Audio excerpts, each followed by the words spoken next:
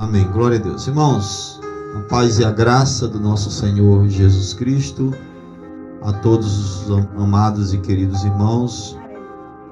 Eu queria convidá-los para que nós fizéssemos menção da palavra de Deus em Atos dos Apóstolos, capítulo de número 13 e versículo de número 48, né? Amém? Atos, capítulo de número 13, versículo 48. Os irmãos podem ficar sentados. A gente tem aqui um pouco espaço para a gente estar se movimentando, então eu optei por ficar sentado, e os irmãos também podem ficar sentados em nome de Jesus. Nós iremos ler a palavra do Senhor, que diz assim: E os gentios, ouvindo isto, alegraram-se e glorificavam a palavra do Senhor, e creram todos quantos estavam ordenados para a vida eterna. Lá em Atos dos Apóstolos, também no capítulo 2, eu queria aqui também tomar uma escritura, juntamente com os irmãos, no versículo 47. Atos 2:47, que diz assim: Louvando a Deus e caindo na graça de todo o povo, e todos os dias acrescentava o Senhor à igreja aqueles que se haviam de salvar. Amém? Vamos agradecer a Deus, em nome de Jesus. Pai Santo, Deus bendito, nós damos graças a Ti por esta bendita e rica oportunidade, Senhor, de estarmos aqui, Pai, reunidos em torno de Tua bendita e santa palavra, tendo companheirismo em torno da mesma. Pai, que Tu venhas neste momento, Pai, acrescentar as Tuas bênçãos a Tua santa e bendita palavra, Senhor, circuncidando os nossos ouvidos, nossos corações, abrindo os nossos ouvidos, nossos corações, para ouvir e receber a Tua santa e gloriosa palavra. Nós te pedimos em nome do Senhor Jesus e te agradecemos. Amém. Glória a Deus. Louvado seja o Senhor. Glória a Deus. E nós queremos falar um pouco a respeito destas duas escrituras, né, irmãos? E sempre a escritura, ela salta ao nosso coração, aos nossos ouvidos, aos nossos olhos, e devemos ouvir aquilo que o Espírito está falando nestes últimos dias. Meus irmãos, o Espírito está falando por meio da mensagem enviada nesta última era, né? Por meio da palavra escrita e da palavra revelada a nós. E nós devemos estar atentos a isto.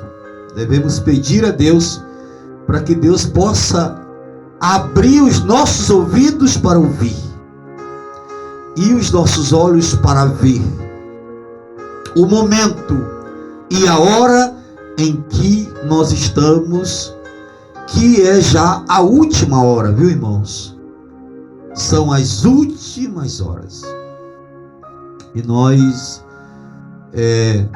conscientes disto, devemos estar cada dia de nossa vida nos apegando a esta palavra, deixando que esta palavra possa conduzir, liderar a nossa vida, porque a palavra, Jesus Cristo, nosso Senhor, Ele disse: as minhas palavras são espírito e vida. E se nós queremos receber vida, nós temos que receber a palavra da hora, a palavra do dia, que é o alimento que traz sustância à nossa alma, Viu, irmãos? E nós não podemos deixar de nos alimentar desta palavra, desta mensagem que tem chegado até nós. E se algum dos irmãos passasse, algum de nós passar 1 dia, 2 dias, 3 dias, cada dia que nós passamos sem nos alimentar, o nosso corpo vai estar cada vez mais fraco. No primeiro dia ele vai enfraquecer um pouco, no segundo dia ele vai enfraquecer mais um pouco, e no terceiro dia ele vai estar mais fraco ainda. E assim como é no natural, é no espiritual. Não podemos deixar de alimentar a nossa alma da palavra. Esta palavra tem que estar vindo a nós todo dia, para que a gente se alimente, para que nós estejamos alimentados, recebendo o nutriente necessário para a nossa vida espiritual, para nós caminharmos nesta hora, que é uma hora de muita escuridão, hora de densas trevas, mas a luz de Deus está brilhando para os seus eleitos, para o seu povo, porque Ele tem prometido isto neste dia. Ele diz que no fim da tarde haveria luz. Viu, irmãos? Então, deixe que esta luz, que é a palavra, ilumine a sua alma, nossa alma. Viu, irmãos? Para que a gente possa ser conduzido por ela. Glória a Deus. E nós tomamos aqui esta escritura e eu queria falar a respeito desta palavra e tomar aqui esta palavra, né? E falar aos irmãos sobre os ordenados para a vida. E creram todos aqueles que foram ordenados para a vida. Então, não pode ser diferente disto. Tem que ser desta maneira. Deus tem o seu programa, tem a sua maneira, e nós devemos seguir à risca esse programa, essa maneira de Deus, né? De nós sermos conduzidos, de nós sermos guiados. E aqui, nesse texto, nesta palavra, em Atos dos Apóstolos, né? Quando Paulo ali em Antioquia, né? Na sinagoga de Antioquia, e ali houve foi levantada alguma questão, e a gente vê aqui que o evangelho está sendo pregado, está sendo anunciado, a palavra está vindo às pessoas ali no tempo de Paulo, quando a igreja está na sua essência, né? Está ali sendo conduzida pelo Espírito Santo, guiada pelo Espírito Santo, onde a palavra ainda não se tem misturado com tradições, credos, e Paulo está justamente combatendo isto ali, né? Porque os religiosos daquela época tinham a sua interpretação, a sua maneira de entender as escrituras, e Paulo não estava trazendo para eles achavam que era algo novo para os religiosos, mas Paulo está trazendo a pura palavra de Deus, a palavra revelada. Ali o Espírito está guiando aqueles homens ali no princípio da igreja, onde a igreja ela se inicia ali no dia de Pentecostes, quando o Espírito Santo é derramado sobre eles e ele sai com grande força, sabe? E ali, na virtude que estava sobre a vida deles, eles vão realizar grandes coisas. Eles, entre aspas, Deus neles, o Espírito neles, vai fazer grandes obras, obras tremendas, viu, irmãos? E aquilo vai gerar inveja naqueles religiosos, né? E Paulo está dizendo aqui, e ele diz aqui no versículo 46, ele diz: mas Paulo e Barnabé, usando de ousadia, disseram: era mister que a vós se vos pregasse primeiro a palavra.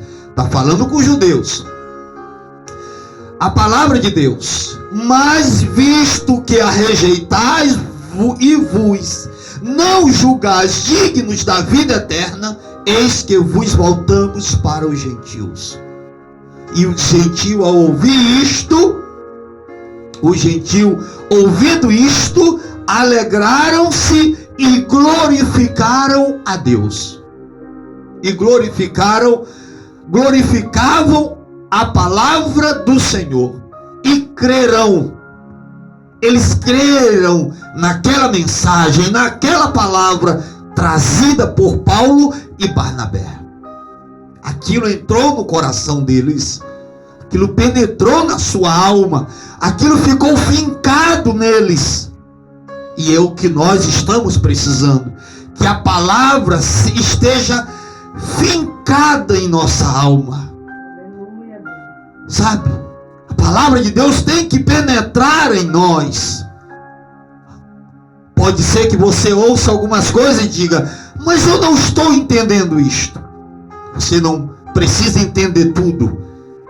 Eu não preciso entender tudo, mas eu creio que esta palavra, que esta mensagem foi enviada por Deus para o tempo do fim. E ela seria um selo em nós, onde nós seríamos identificados como os eleitos, como os filhos de Deus. Viu, irmãos? E aqui eles disseram, e creram, e aqui a palavra de Deus diz: e creram todos quantos estavam ordenados para a vida eterna. Hoje as pessoas dizem que o mundo religioso crê desta forma, né? Assim, que o homem, ele tem o poder de decidir, de escolher aquilo que ele quer para a sua vida, né? Está falando aqui do livre-arbítrio. E eu queria, antes de entrar mais um pouco aqui, queria falar um pouco sobre a questão do livre-arbítrio, porque esse é o combustível que move todas as religiões da terra. Viu, irmãos? E se removesse o livre-arbítrio das religiões do mundo inteiro, 90% das religiões do mundo acabariam. Porque esse é o combustível que move eles. O livre-arbítrio. Eu tenho livre-arbítrio. Eu tenho a capacidade de decidir, de escolher se eu quero ir para o céu ou não. E a palavra de Deus diz aqui que só irão crer aqueles que foram ordenados para a vida. Eu peguei alguma coisa aqui de um irmão e eu queria ler isso aqui para os irmãos, porque eu quero seguir aqui com algo, né, nesta noite, para a nossa edificação. E aqui diz assim, isso aqui foi um estudo que o irmão Diógenes pregou, uma mensagem sobre o livre-arbítrio. E ele diz assim: como eu disse, você não pode harmonizar as duas coisas. Ou você crê em eleição, ou você crê em livre-arbítrio. Ou eu creio que eu sou um eleito de Deus, ou eu creio que eu é que decido se eu quero ser salvo ou não quero ser salvo. Irmãos, então olha só, não dá para harmonizar livre-arbítrio e eleição. Então, Deus tem um povo eleito aqui, um povo que foi eleito antes da fundação do mundo. Então olha só. Aí diz aqui, esse termo, essa palavra livre-arbítrio em seus... Agora o profeta usou algumas vezes esse termo, essa palavra livre-arbítrio. Mas o profeta usou essa palavra livre-arbítrio, tomou em um termo genérico. Ele não tomou no seu sentido lato da palavra, porque ela tem muitas implicações. E vocês vão ver isto aqui. Agora, o livre-arbítrio é uma doutrina puramente filosófica, ou seja, é uma doutrina da filosofia, é um ensino da filosofia. E esse é um ensino que os filósofos têm propagado durante séculos e séculos. Eles têm debatido, escrito livros a respeito. Mas mesmo dentro da própria filosofia, existem filósofos que são contrários ao livre-arbítrio. Eles mesmos, os próprios autores desse conceito filosófico admitem que o livre-arbítrio não existe. Não existe. E aqui o irmão vai pegar alguns exemplos, né, que eu vou até fazer uma citação mais adiante.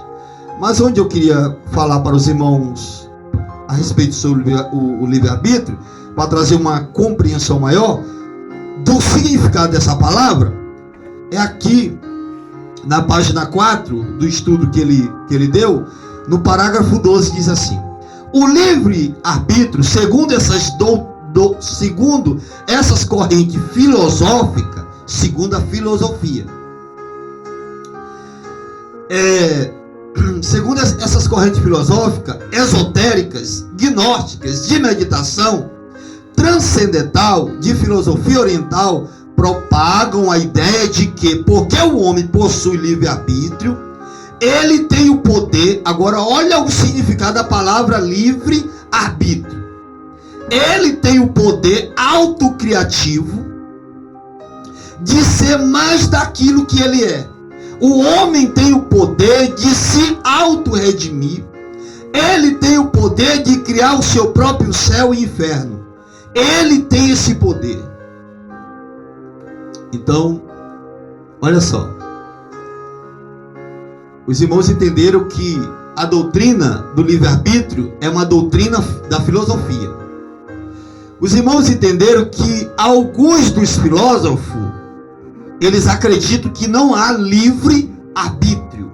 O homem não tem essa capacidade de decidir algo relacionado lá da eternidade. Você tem livre-arbítrio para você escolher alguma coisa aqui do tipo, como uma roupa que você vê e você escolhe para você vestir, a cor de uma tinta para pintar uma casa, o piso de uma casa, e você vai em um material, você tem essa capacidade de escolher e de decidir algo assim. Mas com relação à vida espiritual, à eternidade, tudo já está decidido, resolvido. Deus, o Deus eterno, na sua soberania, porque Ele é o Deus infinito, Ele conhece o fim como o princípio, Ele de antemão, Ele sabe aqueles que seriam salvos e aqueles que não seriam salvos, aqueles que iriam receber a palavra e crer na palavra, e aqueles que não a receberiam, iriam receber parte da palavra, mas não na sua totalidade, não no seu todo. Viu, irmãos? E uma pessoa, para receber a palavra na sua totalidade, ele precisa ter semente de Deus. Ele precisa ter os genes espiritual de Deus. Você precisa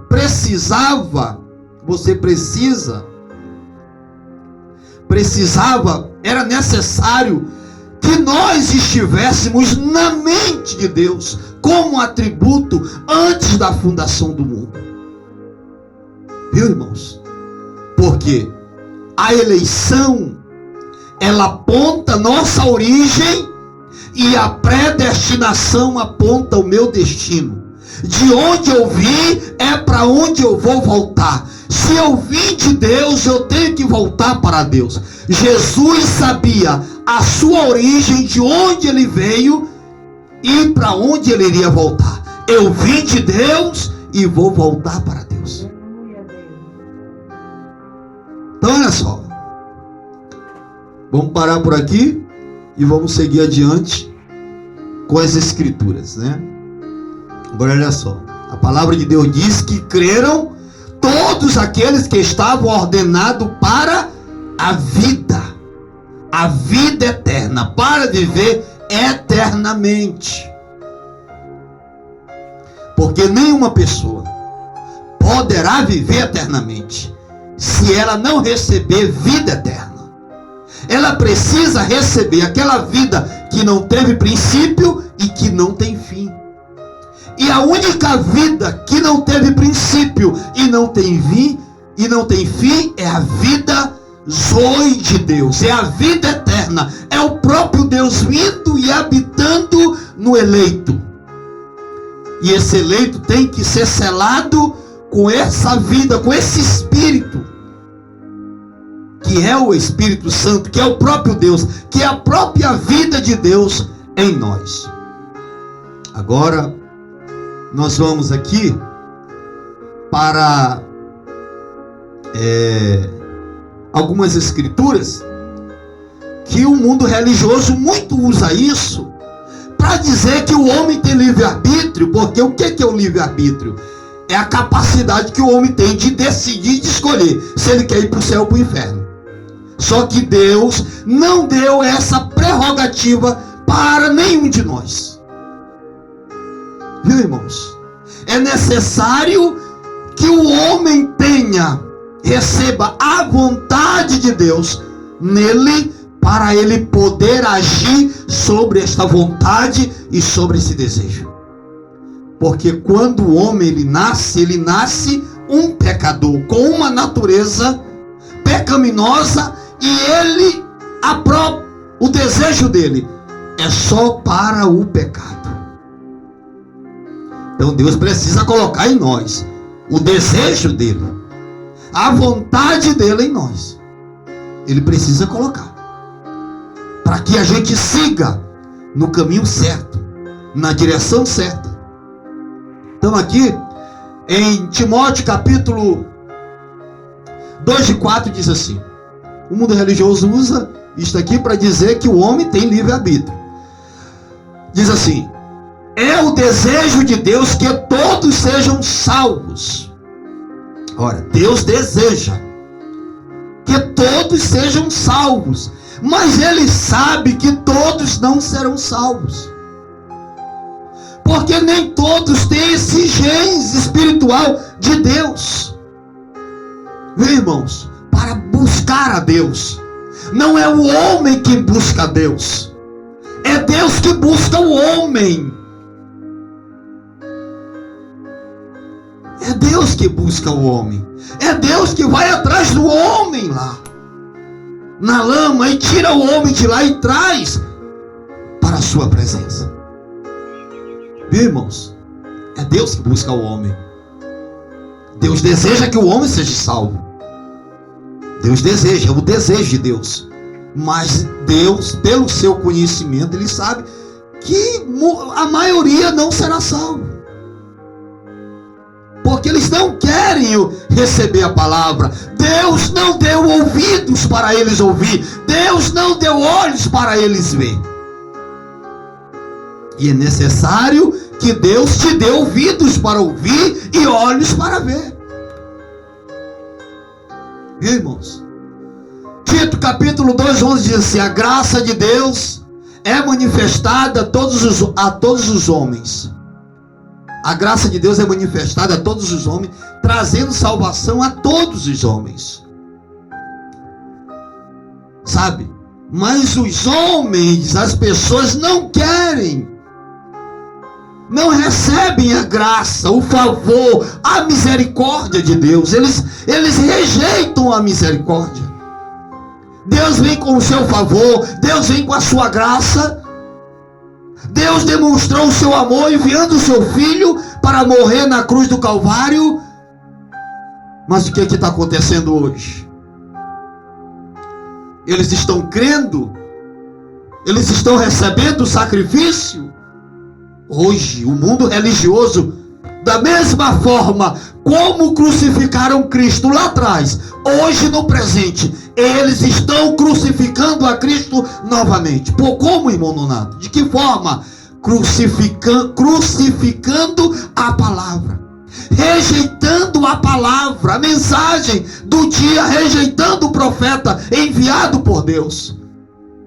Porque eles não conseguem nem saber em que estação eles estão, em que tempo eles estão vivendo, a que hora eles estão, a que hora está, a que hora do dia é. Viu, irmãos? Segundo Pedro diz assim: não querendo que alguns se percam. Deus não quer que alguns se percam, mas Deus, na sua onisciência, Ele sabe que a maioria vai se perder. E observe como o mundo está hoje na mesma condição de Sodoma e Gomorra. A mesma condição. As pessoas não querem saber de Deus. Você vê tantas pessoas morrendo aí. Não é verdade? A morte está assolando as nações. Vírus, pragas, pestes vão dizimar milhares, milhões de pessoas. Mononato, o que eu faço para me escapar disto? Só há uma maneira: é se refugiar em Cristo, é estar em Cristo. Viu, irmãos? É o único lugar de refúgio e de segurança, é Cristo, é a palavra. Esteja na palavra. Se estivermos na palavra, estaremos seguros.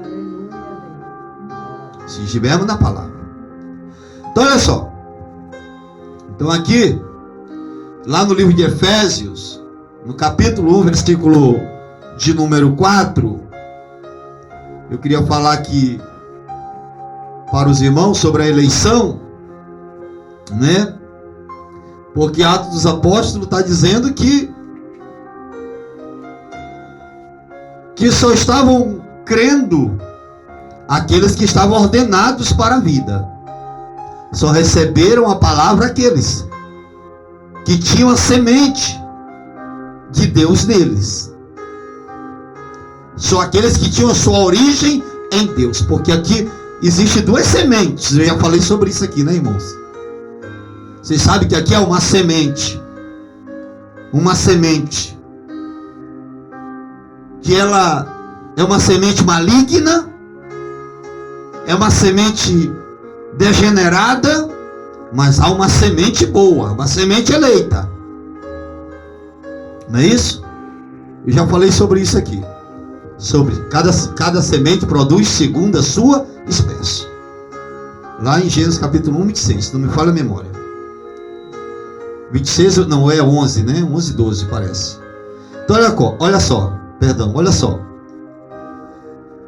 Efésios capítulo 1, versículo 4 diz assim: como também nos elegeu nele, antes da fundação do mundo, para que fôssemos santos, irrepreensíveis, diante dele em caridade.